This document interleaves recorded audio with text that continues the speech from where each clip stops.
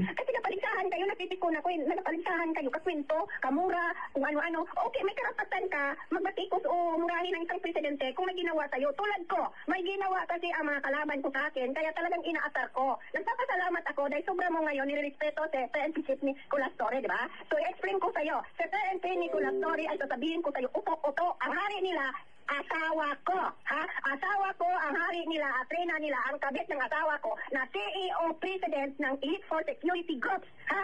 Kaya tandaan mo, ha? May karapatan ako magalit sa inyo dahil si Duterte ay nag-scholar sa anak ko, pero hindi nangyari dahil ang mga promotor magpa-stop ng scholarship, itong mga bigating sindikato na to, nag-grupo din siguro ninyo. Hindi ba ikaw si Ninyo Barsaga? So, alam mo, ano mo si PD Barsaga, si Congressman PD Barsaga, yung sa Dasmariñas na congressman dati, tandaan po yun, nung nagkagulo kami sa Dasmariñas. Alam mo ba si Andrew Asilo Catalo?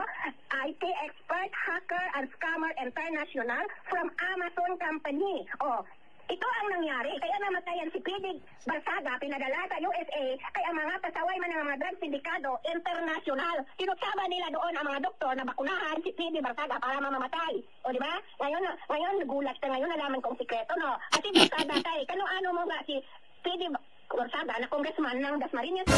Stop muna ka dyan. Kinangina mo kang hayop ka. Ha? Tangina mo ka. Hindi, pinakita ni Ninyo Barsaga yung ano dyan eh.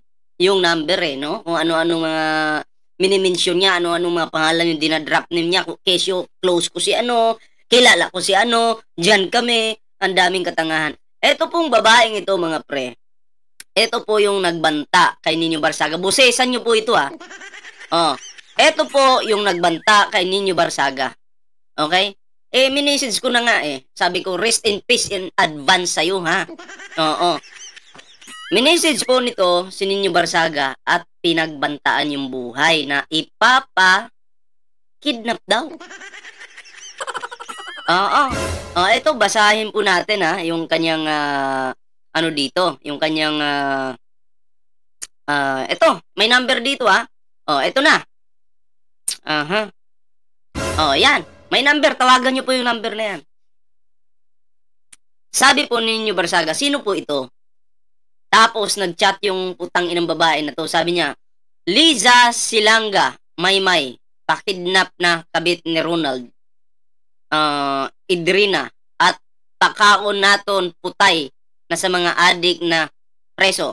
Di ba sila nagplanted kaso sa inyo ni Maymay nga ako todo nila nagpapreso sa inyo? Ganti kita si PNP Torre na chief. Tawa siya. Then basahin natin yung sa baba. Hindi ko masyadong maintindihan yung Tagalog nito eh. Parang bobo yata ito na pinanganak sa mundong ito. Na hindi marunong magsalita or mag-type. Utang ina mo kang babae ka kung sino ka man. Hindi ko makontak eh. Hindi naman out of coverage pero mahirap makontak yung number niya. Pero minessage ko na lang. Ang sabi pa niya dito, ang tapang mo mambatikos kay Duterte. O di tsupain mo. Ha? Utang ina mo ka? Tsupain mo. Ang tapang mo mambatikos kay Duterte nga gago ka. Sipag ka mag-reply text. Pag tawagan kita takot ka. Sagot. Sinadya ko i-forward sa'yo text ko na mangidnap kami. Kidnapper pala ito. Mangidnap kami para next ikaw pakidnap ko pag di ka tigil sa bastos kay Duterte nga bakla ka. So, siya daw po, kung iintindihin po natin yung kanyang katarantaduhang message dyan, parang kasali siya sa kidnapan. So, ang ipapakidnap daw po ay si Ninyo Barsaga. Okay?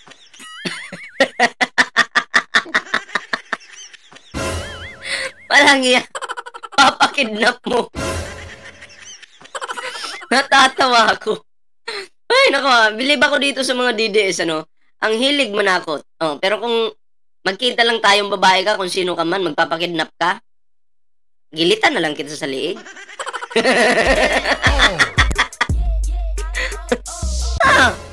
Kidnap ka pang nalalaman. Matapang ka lang dyan sa message. And then, ang nangyari, tumawag siya. Tinawagan niya si Ninyo Barsaga. Atin po itong bigyan ng reaksyon. Etong tawag ni ano bang pangalan nito? Si Pukpukita na lang. Etong Pukpukitang babaeng ito. Atin pong reaksyonan yung kanyang pakikipag-usap kay Nino Barsaga. Pero kayo, ano sa tingin nyo? Etong ano na to? Etong message na to?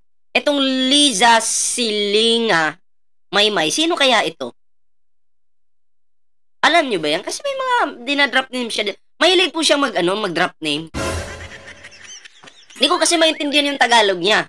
Hindi ko maintindihan kung pangalan niya ba yan o pangalan ng ibang tao. Kayo, ano sa tingin nyo? Comment down below mga pre. Ano ang pagkakaintindi nyo sa ano na to?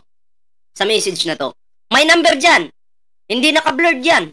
Anytime, pwede nyo i-text, tawagan. Ha? Kung nakikinig ka mang babae ka ngayon, pukin ng ina mo ka. Ako yung tawagan mo. Ako yung tawagan mo. Dali. Para naboboring ako eh. Alam mo, sa buong araw, boring na ako.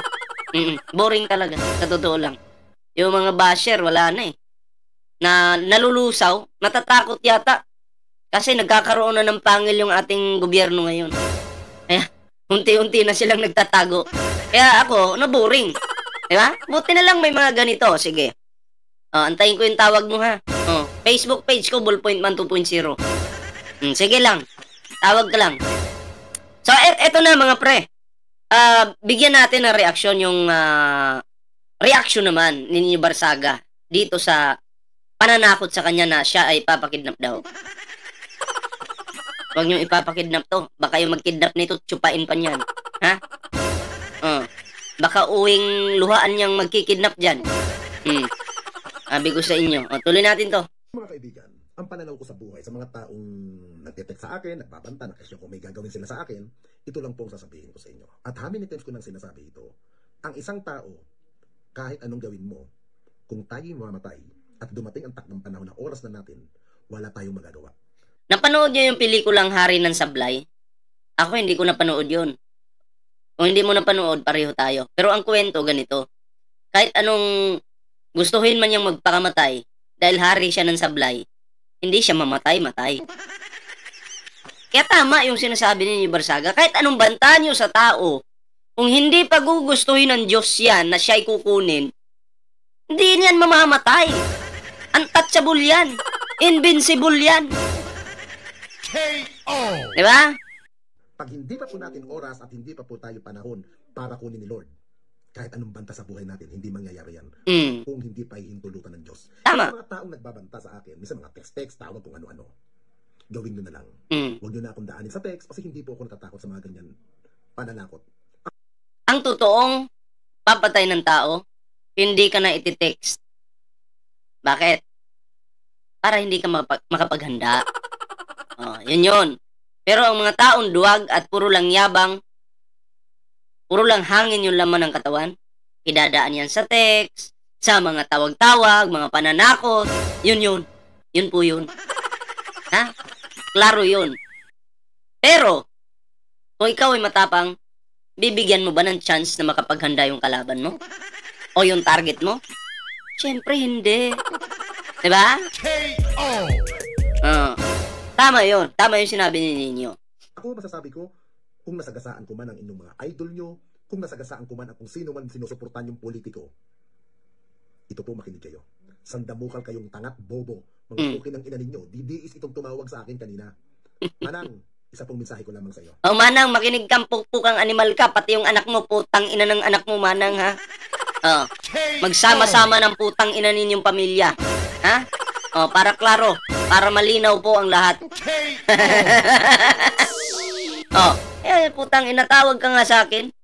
Ayan, may mga information tayo dyan, may mga detalye tayo dyan kung paano tayo makukontak.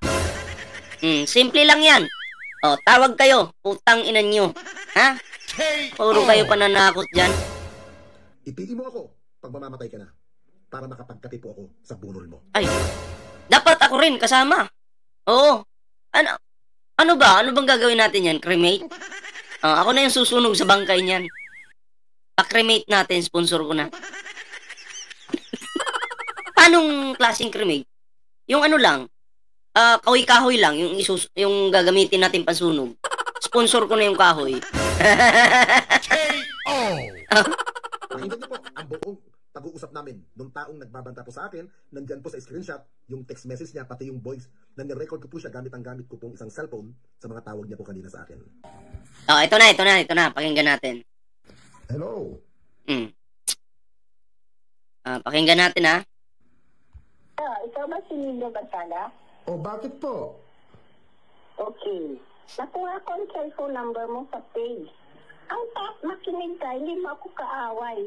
Pero mga pangaralan kita. Ayan, ha. Busesan nyo, ha. Busesan nyo po ang putang inang matandang namamatay na to. Matanda ka na, putang ina mo ka, kaputa-putahan ng nanay mo at pamilya mo. Ha?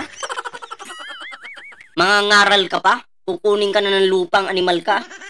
Mga ngaral pa yung nandun sa kampo ng demonyo, pukin ang ina mo ka, kasama ng iniidolo mong nabubulok ngayon sa dahig. Mas hindi ang galit mo kay Duterte. Nang masama siya. Ako walang kinakampihan kasi ako explain ko sa'yo. Wala daw siyang kinakampihan. Pero, nakalagay dun sa text message na magkikidnap sila. Ang sarap mo gilitan sa liig, no? Kasi alam mo, kung solid support ka ni Marcos, si Duterte, kaya niya pinasok ang drug war kasi pinang-kidnap niya ng mga drug lords noon ang mga amo ko. Mali ka. Ang nagpakidnap sa amo mo, si Digong. Yun yung sinabi ni Matubato. Na sinasalvage na lang. Nilalagay kung saan. Yun. Tanga-tanga matanda to. Sipain kita dyan eh. Bobo ka. Motor yan para pasukin ni Duterte ang drug war na dyan mo. Kaya huwag mo bintangan sila ng pangurakot. Oo, kurakot yan. Makati yung kamay ng iniidolo mo.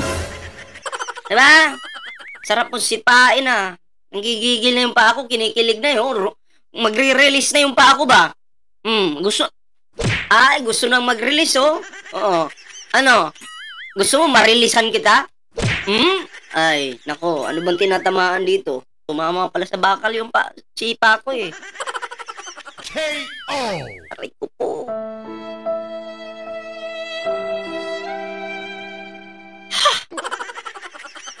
Grabe. KO! Oh, sige, tuloy na natin to. Dahil ako nakaalam sa opisina, ang nagtalbukahi sa kanila. Oh, nauulol ka. Ayos-ayos lang. Mukhang mataas yung dugo mo. Baka mamaya paglamayan ka. Oh. KO! Tangina nito. Mga opisina ay ang mga tunay na drug lords. Nandyan mo? Ginabanatan nila ngayon. Nandyan mo. Naintindihan mo, nandyan mo. Bobo talaga. Si BP Sara. Ako sa opisina ni Sara. Kung wala si manakapakyat sa opisina ni Sara, huwag kang magsagad na batiko sa kanila. Kasi vlogger lang kayo. Nandyan nyo? Yun nga eh. Vlogger lang kami pero iyak kayo sa amin. Nilalang nyo lang kami. Pero kami yung tinik sa mga lalamunan ninyo. KO! Diba? Kasi lang kami. Ang presidente ang ginabatikos ninyo na milyones na tao ang tinutulungan nila. Ay, milyones na tao ang tinutulungan nila? O milyones na tao ang pinapatay nila? Ay, wala palang milyones. Thousands lang pala. Pero milyones na tao ang ginagawa nilang adik. Dahil protector nga sila. Tama? KO! Kasi napaligsahan kayo, nagpipikon ako eh. Nagpaligsahan kayo, kakwento, kamura, kung ano-ano. Okay, may karapatan ka magbatikos o murahin ng isang presidente kung may ginawa sa'yo. Tulad ko. Teka, si PBBM may ginawa ba? Kay Digong? Bakit minumura? Si PBBM may ginawa ba sa mga DDS? Sa mga Duterte? Bakit minura yung Pangulo? Bakit pagbabantaan? Bakit ipapapatay? Bakit gigilitan sa liig? Yun yung tanong. Ang ina matanda to. Mag-isip ka kasi muna. Oo, baka yung mga pinagsasabi mo, babalik kay digong yan. Tanga talaga. KO. May ginawa kasi ang mga kalaban ko sa akin, kaya talagang inaasar ko. Nagpapasalamat Nangasar ka. KO. Wag mo nang sabihin nangasar ka, panindigan mo yung nandito na ikaw ay magpapakidnap o mangingidnap.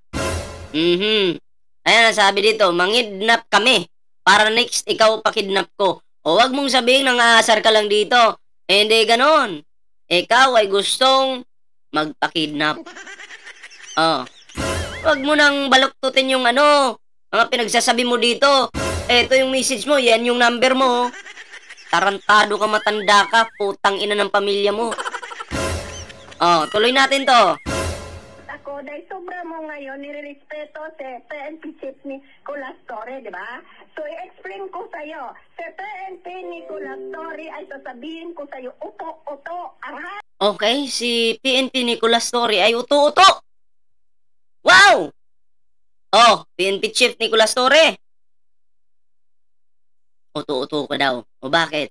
hari nila, O balik natin kaunti. Bakit? sabihin ko sa'yo, uto-uto, ang hari nila, asawa ko. Ay, may hari pala. Wala na, sira na yung ulo ni Lola. Lola, sira na yung ulo mo, ano?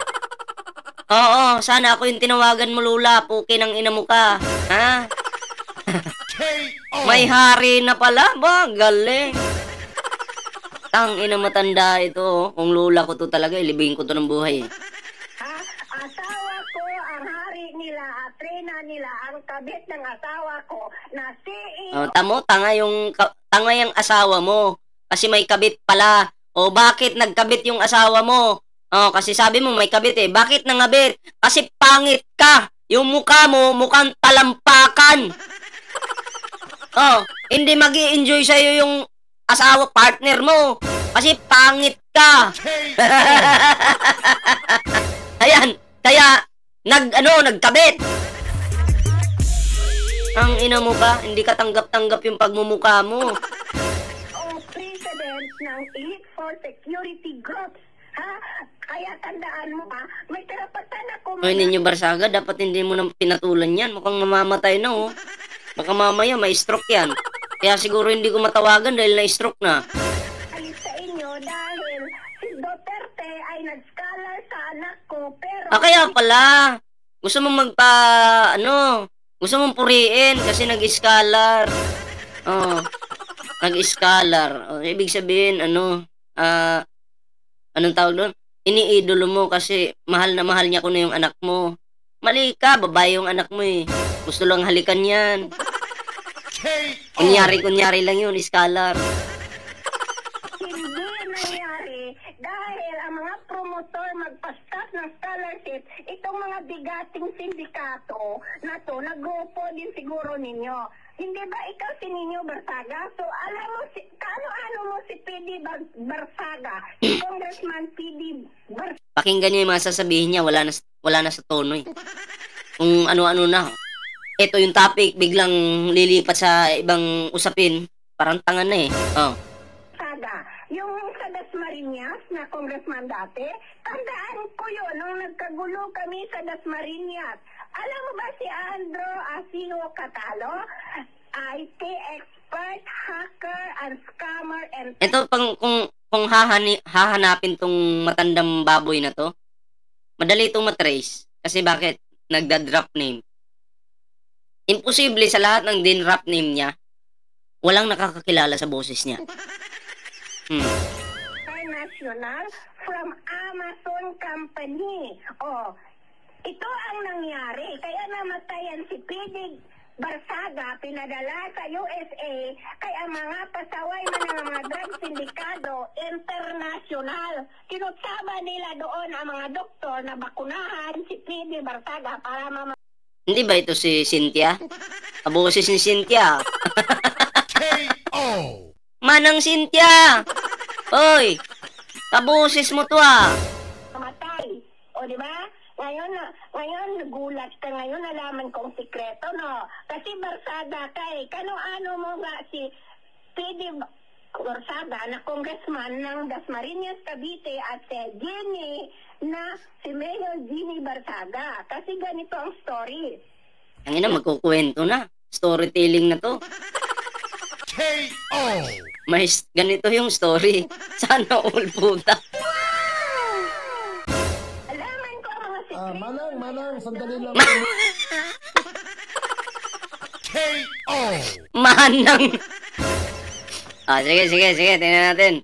Hindi na makasabay si Ninyo Barsaga eh. Mag-storytelling na kasi. Tuloy. Manang.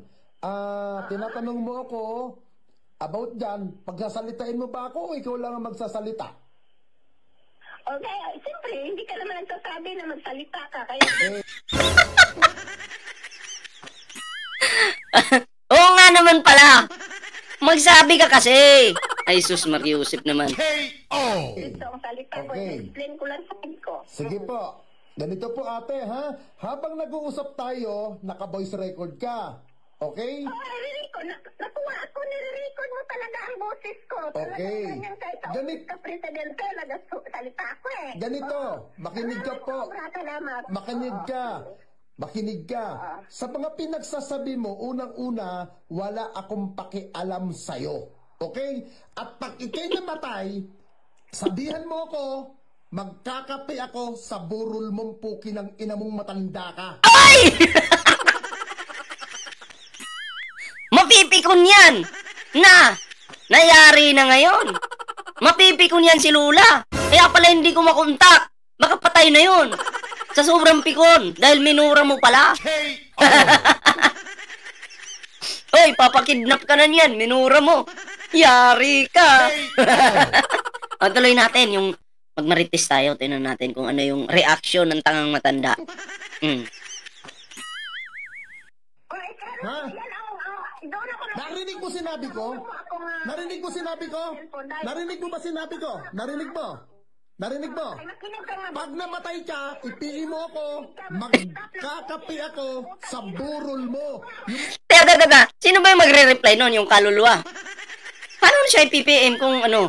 Baka kaluluwa ni Lola. Puki mo, kulang ka lang sa kantot, gago. Ha? Kulang ka lang sa kantot, gago. Bakit? Nangangarap ka bang kakantutin ka ni Duterte? Ina mo, matanda ka na, lusyang na ang suso mo, gago. Estupido. Tumawag na naman. Puki ng ina mo, patay ka na ba?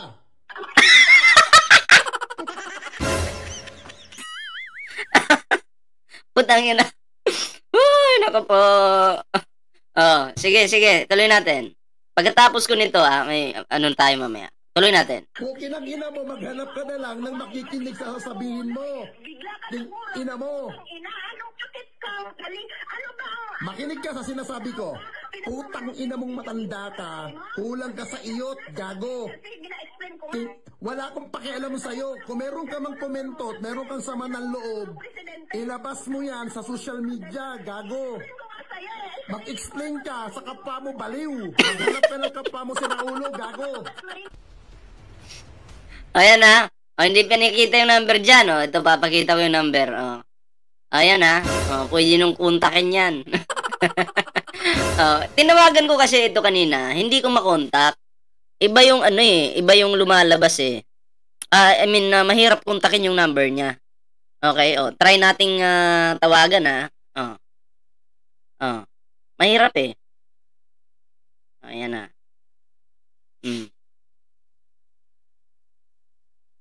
Tingnan natin kung magre-ring ba. Mahirap eh, baka patay na ito. The subscriber cannot be reached. Please try again later. The subscriber cannot be reached. Please try again later. Cannot be reached daw. Baka patay na nga ito. Dahil dun sa minura-mura ni Ninyo Barsaga. Okay? Cannot be reached. So, paano na yun? Bis mag-i-enjoy ako sa matandang ito, patay na. Ay, nako po. Ako naman po yung tawagan nyo.